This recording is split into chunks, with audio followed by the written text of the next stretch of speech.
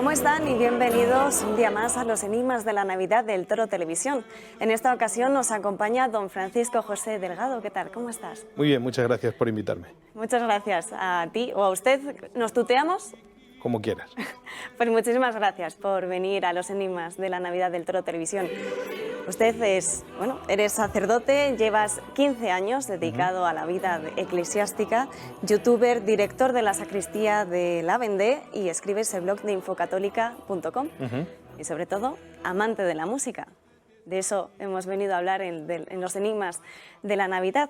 Este villancico que suena en concreto es Riu Riu. No sé si lo podemos escuchar un poquito más.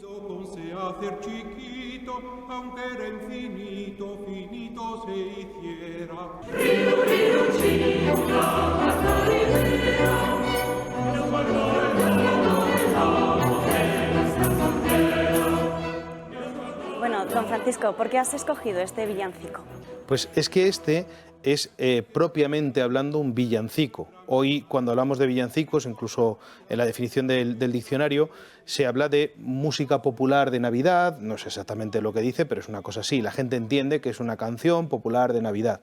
Los villancicos, en realidad, es un género musical que, sobre todo, se da en el Renacimiento, después de la Edad Media, que es continuador, este género, de una tradición anterior. Incluso algunos hablan de una tradición ya que se hunde los mozárabes, escritos en lengua romance, en el castellano, y que tiene una estructura de lo que entendemos como una canción, coplas y estribillos, compuestos normalmente en una métrica muy libre, con rima, y que normalmente se solía interpretar, como hemos escuchado ahora, de forma polifónica. Los villancicos había de muchos tipos, de muchos géneros, mucha temática, digamos. Había amorosos, los había de tipo religioso y navideños. De hecho, había muchos villancicos navideños y luego, con el tiempo, se ha ido asignando, digamos, la palabra villancico a la Navidad, ¿no? Y, de hecho, hay un gran número de villancicos que tienen esta temática, como este Riu Riu Chiu y tantos otros. Este, en concreto, es del cancionero de Uppsala, que es un cancionero también de esta época, donde se recoge una serie de piezas, algunas de ellas atribuidas, como esta, por ejemplo, aunque no se sabe muy bien, a un compositor que se llamaba Mateo Flecha el Viejo, que más o menos murió a mitad del siglo XVI. Este cancionero fue descubierto a principios del siglo XX y trae una gran cantidad de piezas. Y me parece muy interesante, sobre todo aparte de la riqueza musical y la belleza que tiene, por el texto, por la temática, porque si uno lo escucha y escucha las coplas, es bastante largo. De hecho, se suele normalmente representar solamente con 2, 3, 4 estrofas, pero creo que tiene hasta 8 en el mismo cancionero.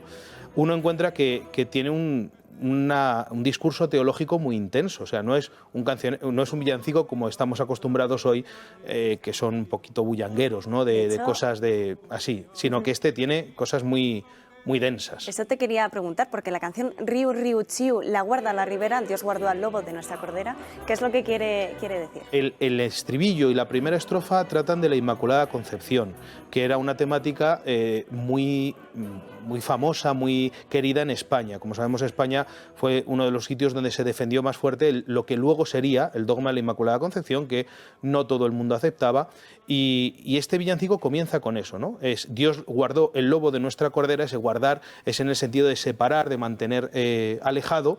El lobo sería el que representa el mal, el pecado, y la cordera es la Virgen. Y por eso inmediatamente la primera estrofa dice: el lobo rabioso la quiso morder, mas Dios poderoso la supo defender. Quísole hacer que no pudiera pecar, ni aun original esta Virgen lo tuviera. Es decir, la Virgen no tuviera pecado original. Y a partir de ahí ya comienza a referirse al nacimiento de Cristo. Y las cosas que dice son, ya digo, son verdades teológicas muy intensas.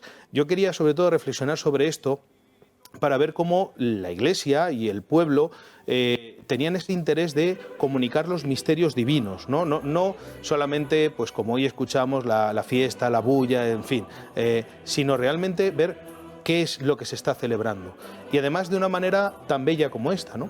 A mí me recuerda mucho a un género también artístico que se va a desarrollar en esta época, que son los autos sacramentales. Nosotros sabemos que ya más antiguo, y no es propiamente un auto sacramental, pero sí es teatro religioso, está el auto de los Reyes Magos, que es mucho más antiguo de los autos sacramentales que se harán en torno a la Eucaristía en esta época.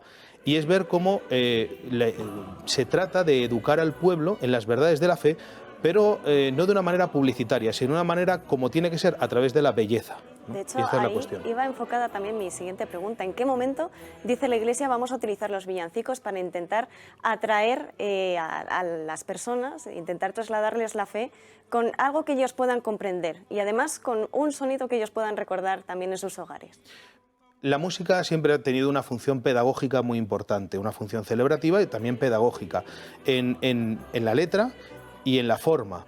Quizá en la Iglesia es donde más se ha destacado la importancia de la letra, porque claro, nosotros tenemos el papel de la palabra de Dios de una manera fundamental, y la música litúrgica y la música religiosa en general siempre ha primado la comunicación de la verdad, pero con la ayuda de la música. Ya San Agustín, por ejemplo, en las Confesiones contaba cómo cuando entraba en la Catedral de Milán, escuchaba los cantos que le causaban un poquito de pudor, en aquella época todavía un poquito platónico, y digamos, estas cosas así materiales le echaban un poco para atrás, pero él iba viendo, decía cómo estos cantos destilaban la verdad en su oído, ¿no?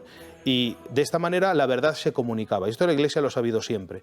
Entonces, lo que me parece impresionante es cómo se van desarrollando este tipo de géneros, que no son géneros que uno, aunque se llaman villancicos y propiamente son de las villas, un género popular, sin embargo uno lo escucha y dice, oye, no, aquí hay una calidad compositiva muy importante. Muchos de estos villancicos también se cantaban en canto llano, eran cantos solamente sin polifonía, y algunos se adornaban en polifonía. Pero lo que a mí me parece llamativo es que estos de temática religiosa tratan sin esquivar la densidad del misterio. Si uno lo lee, se está hablando, por ejemplo, del misterio de Dios que se hace hombre con toda la realidad, hablando de la participación de la naturaleza humana en la naturaleza divina, que esto es lo que nos dice la Escritura, ¿no? Que es el fin de la encarnación. Jesucristo se hace hombre para salvarnos del pecado y hacernos partícipes de la divinidad, de la naturaleza divina. Y esto es la elevación del hombre, y es, digamos, todo lo que recoge la liturgia. Es verdad que muchas veces la gente no podía llegar a la densidad de la liturgia, que tiene textos de mucha altura, a veces por la misma lengua y porque la gente no leía en esa época, la gente, digamos, del pueblo llano. Pero estas verdades sí entraban. Y es muy sorprendente porque fíjate que los autos sacramentales que son parecidos tienen la misma idea, compuestos muchos de ellos, por ejemplo, por Calderón de la Barca. Estamos hablando de cimas de la literatura barroca. Luego, más adelante, cuando aparecen algunas tendencias en el mundo, por ejemplo en la Ilustración, donde se habla de la educación universal y todas estas cosas, es precisamente cuando se van a prohibir estas cosas. Los autos sacramentales los prohíbe la Ilustración pues ya a finales del siglo XVIII. Es curioso, ¿no? Algo que se ha buscado para educar al pueblo en las formas más altas de cultura, tanto artística como teológica, filosófica, viene prohibido por aquellos que en teoría deberían ser los amigos de la filosofía y de las artes, pero que en realidad ellos sí querían que esto solamente perteneciera a un grupo selecto. Realmente la gran popularizadora de la cultura en la historia ha sido la Iglesia, y precisamente en esta época, ¿no? Y además en España. No es de extrañar que después de vivir este siglo XVI tan intenso en estas cosas, llegáramos pues a nuestro siglo de oro. Es lo normal, ¿no? Y esto yo creo que tuvo mucho que ver, este tipo de composiciones. Y te iba a preguntar también, ¿quién vino antes, Mateo de la Flecha o Juan de la Encina? Pues son más o menos contemporáneos, si no me equivoco. El estilo compositivo es muy semejante, y los dos escriben en lengua castellana, tienen muchas similitudes realmente, ¿no? Hoy es muy conocido porque el cancionero Upsala fue una total revolución, este Mateo Flecha el Viejo, pero desde luego las cosas de Juan de la Encina son muy reconocidas. Nosotros acabamos de hacer un concierto precisamente con el Coro de Cámara de Madrid, en el que participo, por ejemplo, donde hemos cantado piezas de los dos, ¿no? Y uno ve y dice, esto es pues muy parecido, ¿no? El espíritu que hay también, ¿no? En concreto, pues en este concierto hemos cantado Oh Reyes Magos Benditos, que también uno puede leerlo y ver la densidad que tiene en este mismo sentido que estamos diciendo. No son textos fáciles, y son textos gozosos, por otro lado, con una música gozosa de Navidad. Es muy propio. Don Francisco, perdona que te corte, de este villancico que está sonando ahora mismo. Claro, el Adeste Fideles. Adeste Fideles es conocidísimo, es posiblemente la música de Navidad más famosa, con quizá Noche de Paz y estas cosas, ¿no? Además, traducido, de hecho, a 330 idiomas. Que eso es un dato que me ha parecido, la verdad, bastante interesante. Y ahora vamos a ver porque Noche de Paz, que es de los más conocidos, tiene mucho que ver también con Adeste Fideles, por un acontecimiento histórico también muy conocido. Esto es un coral de Navidad, es un coral compuesto en el siglo XVIII, se atribuye a John Francis Wade, que era un católico, de hecho, aunque luego hay dudas sobre la atribución. Siendo británico como era, es complicado porque ya sabemos que los británicos con los católicos pues tienen cierta dificultad por el tema del anglicanismo, pero desde luego tiene este estilo también, y la letra le pasa igual. Es verdad que la letra original es en latín, pero rápidamente, como dices, se ha traducido y es popularísimo. De hecho, una de las primeras traducciones fue al inglés, ¿no? En la letra podemos ver cómo se destaca, por un lado, la narración de lo visible de la Navidad, y verse venir fieles y adorar al niño, o sea que esto es muy común también hoy que lo cantemos, pero inmediatamente entra en las cuestiones teológicas y va a explicar cómo Jesucristo es la palabra encarnada, ¿no? Y por qué le estamos adorando. Entonces es desde luego el centro del mensaje católico, el centro del mensaje de la Navidad. La anécdota conocida, pues ya sabemos que en la noche de Navidad de 1914, estando en la Primera Guerra Mundial, un soldado empezó a tocar Noche de Paz, creo que era alemán, me parece, que porque es del origen. Y entonces esto llevó a que se hiciera esta tregua y acabaran cantando todos juntos el Adeste Fideles, que era común en todas las lenguas. Posiblemente lo cantaran en latín, además, porque es la lengua universal. Es por ello, además, que dicen que la música mansa a las fieras. Efectivamente, pero fíjate también esta universalidad, porque claro, si a lo mejor cada uno, si no hubieran conocido el latín en el que está escrito el original, pues es difícil cantarlo todos juntos, hace un poco de jaleo. Pero las canciones en latín tienen también esa virtualidad, que son universales. Uno luego tiene sus cosas particulares, como estos villancicos nuestros que son en castellano, pero este tipo de música cantada en latín hace que incluso unos soldados, que no serían precisamente quizá, aunque bueno, esto también iría gente con estudios así, pudieran cantar todos juntos y unirse en algo que creó pues esta tregua, este pequeño momento de paz, ¿no?, tan apropiado en la noche de Navidad. De hecho, no sé si es verdad o no, Noche de Paz fue compuesto además por un sacerdote para la Misa del Gallo. Creo que sí, ahí ya me pierdo un poquito, pero creo que sí. ¿Y por qué en concreto en la Misa del Gallo? No sé si me puedes responder.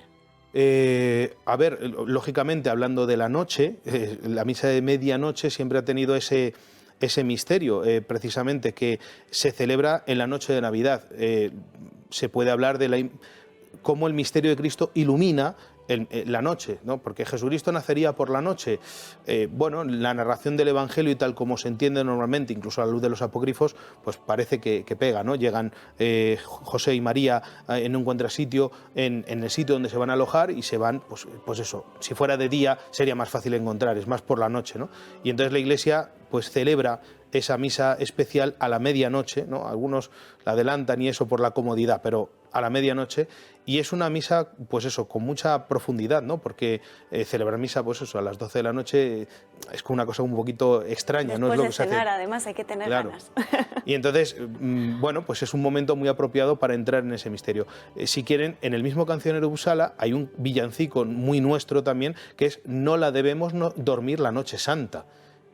Si me preguntan, el texto de nuestro villancico es mucho más bonito todavía, y yo invito a que lo puedan buscar y lo lean, incluso que se lo aprendan y lo canten, ¿no? Además de los peces en el río y campanas sobre campanas, todos estos, que lamentablemente la letra no dice demasiado, pues si uno en las familias toma estos villancicos, los va a encontrar fácilmente en internet, son muy cantables y se pueden aprender el Riu Riu Chivo, el No la debemos dormir, el Dadme albricios hijos de Eva. Muchos de ellos son fácil de cantar en canto llano también. Y si tuvieses que despedirte con un villancico, ¿cuál sería? ¿Cuál recomendarías a la audiencia de ¿Un villancico o música de Navidad en general? Un villancico. A mí, de mis preferidos, el último que acabo de decir, No la debemos dormir la noche santa, me parece lo más bonito. O sea, es una auténtica preciosidad. Pues ya no nos queda nada más que decir, sino que agradecerte tu participación aquí en los Enigmas de la Navidad del Toro Televisión. Esperamos contar contigo en nuevas emisiones de nuestro programa, y las puertas abiertas a nuestra casa para cuando quieras acudir. Muchas gracias.